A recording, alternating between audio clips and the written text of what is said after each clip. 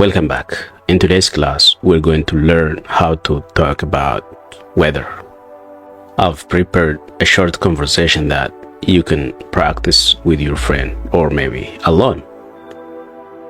Because this is one of the best way to improve your English very quickly. Kutaarraa kana keessatti wanti laaluuf deemnu haala qilleensaa akkamitti akka haasofnu ilaallaa jechuudha. Kanaa wal qabatee haasawa gabaabaa tokko kan inni isin qopheesseetu jira. Anaa fi nama tokko jidduutti kan ta'u jechuudha. Maaliif jennaan karaa gabaabaa dafanii afaanitti baran keessaa isa tokko jechuudha. So, let's get started. Haa eegallu.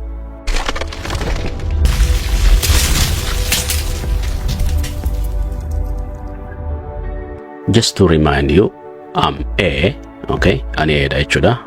I'm representing myself as A. Yeroo hundaa'u akka Atiin bakkeef buusamti. So, I'm gonna start the conversation now, okay? How is the weather today? It is sunny. Is it hot? Yes, it's hot today. How is the weather in the morning? It's cool in the morning. Is it raining now? No, it is not raining. How is the weather in winter? It is cold in winter. Do you like rainy weather? Yes, I like rainy days. What's your favorite weather? I like sunny weather. I like sunny weather. So, haasawni isa kana ture. Waa'ee haasawa amma haasofne kanaatti wal qabate wanta takka seenne haa wajji ilaallu. Ergasii xumura irratti haasawicha al tokkoon irra isinii deebisa. Akkasitti xumuramaa jechuudha kutaan irraati. So, talking about the weather jenne arraanta manne haasofnu waa'ee haala qilleensaati jennee jirra. So, jalqaba irratti gaafiin koo how is the weather today ka jedhudha jechuudha. Haalli qilleensaa akkamii ka jedhuun gaafadhe jechuudha. So, akkuma yaadattan pronunciation tokko tokko sirreessuudhaaf today jechaa kan baane today akka goonu, okay? Today te jettanii eegaltanii jechuudha. Today. So, how is the weather today? Haalli qilleensaa akkami jedhame al tokko jettanii bakkuma jirtanii yaa akkasi jedhama. Itti aansee deebiin naa deebi'ee it is sunny jedhe. It is sunny. Haalli qilleensaa guyyaa irraa maal jedhe sunny aduudha. Okay? Yeroo aduun qajeeltee baatu yeroo duumessi tokko hin jirre sunny day jedhama. So, it is sunny jettanii deebistan. Maalifi jechi sun jettu aduudha. So, sunny yeroo jedhamu aduu jechuudha. Guyyaa aduuti jechuudha. Aduun qajeelee yeroo baatu jechuudha. San booda maalan gaafadhe is it hot? Maaliif asirratti hinti naa kanneen jira. Aduudha erga jedhe yeroo garii yeroo aduun sirritti baate oo'uu dhabuu danda'a, oo'uus danda'a. So saniif is it hot? Gaafii isa kanaatu kana fide jechuudha. So, is it hot? Is it hot? Jettee gaafatte jechuudha. Ni ho'a. Amma isa kana it is hot yoo jedhe itii kana gama duraati yoo fide ni ho'a jechuudha. Gaafii deebisuudhaaf easy gama duraa fiduu qofa jechuudha. Is it hot? Is it cold? Is it jecha akkasi gaafattu jechuudha. Ni ho'a. Maal deebise? Yes, it is hot jedhe. Yes jedhe. It is hot today jedhe. Okay? Eeyyeen har'a ni ho'a. San booda maalin gaafadhe? How is the weather in the morning? Ganama ganama yookiin yeroo ganama qilleensa akkamii jedheen gaafadhe jechuudha. Maal jedhee deebise? It is cool in the morning jedhe. Ganama ganama yeroo ganama ni qabbanaawa jechuun jira jechuudha. Cool. Okay? San booda gaafiin itti aansee gaafadhe is it rainy? Is it raining now? Is it raining now? Sababni an kana gaafadhee fi ni qorraa yookiin ni qabbanaawaa jedhe ganama ganama. So, tarii roobuu danda'a jedheetiin gaafii kana gaafachuu danda'a jechuudha. Is it raining now? Okay? Isin kana kan gaafachuu dandeessan nama tokko bilbilaan kan walitti haasoftan kan biyya biraa jiru jechuudha. Okay? Maaliif ati haala qilleensaa achi argaa hin jirtu waan ta'eef. Is it raining now? Amma roobaa jira? Okay? Yoo roobaa jiraate yes, it is raining jedha. Yoo roobaa hin jiraanne immoo akkana jedha jechuudha. No, it is not raining. Odoo roobaa jiraate akkam jechuu danda'a? Yes jedhe. It is raining. Not yes irraa ni baasa. yes erga jedhee booda okay it is nootiin asirraa ni baati raining yes it is raining jedha jechuudha. Okay so amma roobaan jirreef no it is not raining jedhee jechuudha. Okay lakkii amma roobaa hin jiru. Gaafiin koo katte aanu how is the weather in winter ka jedhu jechuudha. Haalli qilleensaa yeroo bonaa akkamii ka jedhudha jechuudha. Bona keessa qilleensi akkamii kan jirudha jechuudha. Maal deebisee it is cold in winter jedhe. Winter keessa yookiin immoo yeroo bonaa haalli qilleensaa ni qabbanaawaa jedhe. San booda maaliin gaafadhee do you like rainy weather? Maaliin jedheeni do you like rainy weather? Asirratti rain jechuun rooba yoo ta'e rainy akkuma reefu sanii jedhamu sana saniin yeroo aduun jirtu yoo ta'u rainy jechuun yeroo roobaa yeroo hunda haala qilleensa roobaa jechuudha. Okay haala qilleensa roobaa ni jaalatta akkuma reefu yeroo aduu jennutti rainiin immoo yeroo roobaati jechuudha. Okay do you like rainy weather? Haala qilleensaa yeroo hunda roobuu san ni jaalattaa jettee nama takka gaafatu barbaadde akkasii gaafata. Maal deebisee yes I like rainy days guyyoota roobaa nan jaaladhaa jechuu jira. Yoo nama hin jaalanne ta'e no I don't like rainy days yeroo roobaa sana nan jibbaa jechuu jirta jechuudha. Gaafiin itti aanu maal jedha what is your favorite weather? What is your favorite weather? Asirratti favorite hin jennu baay'inaan favorite yeroo jedhamu dhaga'ama. So favorite jennaani wanta hunda caalaa sitti tolu jechuudha. Wantoota jira wantoota san keessaa wanta sitti tolu irra jaalattu jechuudha favorite jechuun. So what is your favorite weather? Haala qilleensaa kamtu sitti tola kamtu irra sitti jaalatamaadha jechuudha. Okay maal naa deebisee I like sunny weather. I like sunny weather. Haala qilleensaa yeroo aduun akkasitti qulqullooftee baatu sana jaaladhaa jechuu jira. Namni yeroo roobaa jaalatu maal jedha I like rainy weather. I like rainy weather. Namni haala qilleensaa yeroo duumessaa jaalatu I like cloudy weather jechuu danda'a jechuudha. Yookiin immoo I like cloudy days. So al tokko viidiyoo irra deebinee haa dhaggeeffannu.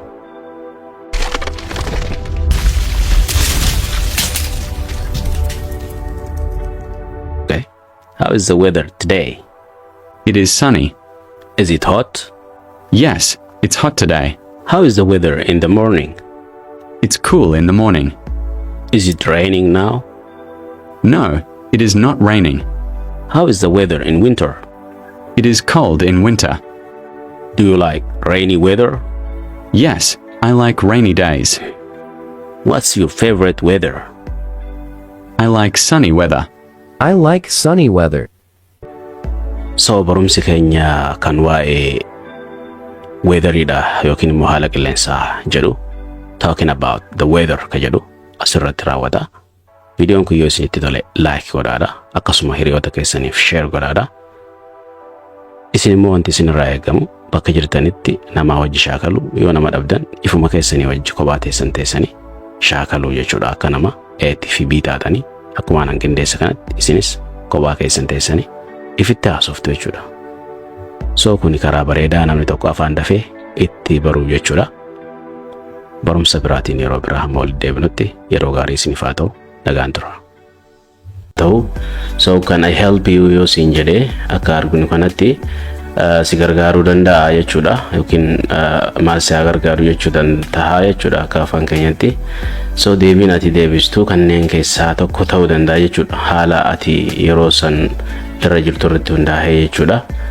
So fakkeenyaaf yoo gargaarsa kan hin barbaanne taate wantuma san meeshaa bituu barbaaddu yookiin qodicha bituu barbaaddu sana ilaalaa jirtu yoo ta'e no thanks jetteeti san booda I'm just browsing jettee jechuudha. I'm just browsing galatoomi. Okay ilaalaatuman jira jechuudha.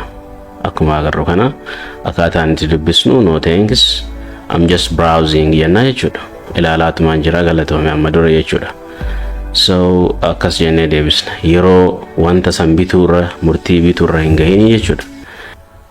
Inni biraa kan deebii ta'uu danda'u yoo gargaarsa namicharraa barbaaddu ta'e, fakkeenyaaf huccuu yoo ta'e wanni suni isa ati barbaaddu yoo guddaa ta'e yookiin xiqqaa ta'e wantichi ati barbaaddu, fakkeenyaaf yes jettaan jalqaba irratti kana help you siin jedhee ture, maal si gargaara jedhee ture yookiin gargaarsa barbaaddaa jedhee ture, yes jettee deebiste. San booda do you have this in large size? Eeyyee isa kana guddatti ni qabda jettee deebiste. Maaliif jennaan dura irratti kana help you jedhee waan si gaafateef, si gargaaru jedhee waan si gaafateef jettee deebiste. San booda isa kana guddaatti ni qabda yookiin immoo xiqqaatti ni qabda jettee wanta bituu deemtu san gaafachuu yoo barbaadde akkasitti deebista jechuudha. Irra yoo deebinee ilaallu yes do you have this isa kana jechuudha in larger size guddatti ni qabda yookiin immoo smaller size jettaan yoo xiqqaa barbaadde jechuudha. Inni biraa kan deebii ta'uu danda'u uffata yookiin immoo wanta si barbaachisu sana erga fudhattee booddee ifitti ilaaluu yoo barbaadde, uffaticha san sitti tahamu waan ta'uu yoo ilaaluu barbaadde, gaafiin jalqaba namichi si gaafate kana help you dha ture, si gargaaruu yookiin si gargaaruu danda'a jedhee yesiin deebiftee fi san booda maal jettaani where are the try on rooms? Where are the try on rooms? Jennee dubbifna jechuudha. Where are the try on rooms? Kutaaleen uffata kana yookiin immoo wanta harkaa qabu kana itti ifitti ilaalu eessa jettee gaafatta jechuudha. Gargaarsa gaafachaa jirta. Gaafii inni si gaafate irratti hundaa'e jechuudha. Kutaaleen yaalii eessa jiru jechuudha. Inni biraatis yeah jettee deebista. Yeah, can you tell me how much is this? Can you tell me how much is this? Kun meeqa akka ta'e natti himuu dandeessaa jettee jechuudha. Eeyyeen erga jettee booda yookiin erga jettee booda yaa jechuun jechuudha. So san booda gatii wanti kun meeqa akka ta'e natti himuu dandeessaa kan jedhu gaafatta jechuudha. Can you tell me how much is this? Meeqa akka wanti kun ta'e natti himuu dandeessaa? Yookiin immoo yeah, I'm looking for something under $30 jettee jechuudha. Maaliif wanta ati qabdu $30 wanta sanii gadi barbaadda taanaan gargaarsa ati amma barbaaddu nama kanarraa gaafii innis gaafate irratti hundoofte yeah I'm looking for something under $30 wanta $30 gadi ta'e yoo jiraate gargaarsa isan barbaada jechuusirraa kana jechaa jirta. Yoo wanta ati qabdu birrii $50 ta'e yeah I'm looking for something under $50 jettee jechuudha. Lakkoofsuma jijjiiraa deemudha jechuudha iddoo kanatti. Akkaataan itti jennu akkuma agartan kana I'm looking for something under $30. Okay? Eeyyee wanta $30 gadi barbaadaa jira jechuudha. Gaafiin biraa kan nuuf ka'uu danda'u how is it going jedha. How is it going? Akkamitti deemaa jira jechuudha. Namni nuti beeknu tokko kan duraa wal beeknu dhufee nagaa yeroo dura nu gaafatu how is it going siin jedha. How is it going? Akkamitti deemaa jira nagaa jechuudha. Karuma nagaa itti gaafatan ta'e karaa informaaliidha. So maal deebisuu dandeenya? Karaa hedduun deebisuu dandeenya. Fine. How are things with you? Gaariidha na biraani. Si biroo haalli jiru akkamii kan jedhu deebistaaf jechuudha. Fine. How are things with you? Gaariidha haalli si bira jiru akkam fakkaataa jechuudha. Do you really wanna know jedha. Yookiin immoo jettee deebisuu dandeessa. Nam tokko afaanumaaf akkami nagaa siin jechuu danda'a. Dhuguma wanta ani irra jiru baruu barbaaddaa jettee yeroo gaafachuu barbaaddutti do you really wanna know yookiin do you really want to know. Dhuguma beekuu barbaaddaa jettee gaafataa jechuudha atis deebistee. Gaafiin inni nuuf ka'uu danda'u kan biraa how are you feeling? How are you feeling? Maaltu sitti dhagahamaa jira jedhee nam tokko yoo si gaafatatee deebisaan jalqabaa yookiin kan nuti deebisuu dandeenyu tarii akkana ta'uu danda'a jechuudha. Akka amma agartan kan I'm alright. I'm alright. I'm alright jennee deebisnaaf nagaa kooti nagaan qabaa nagaa jechuudha.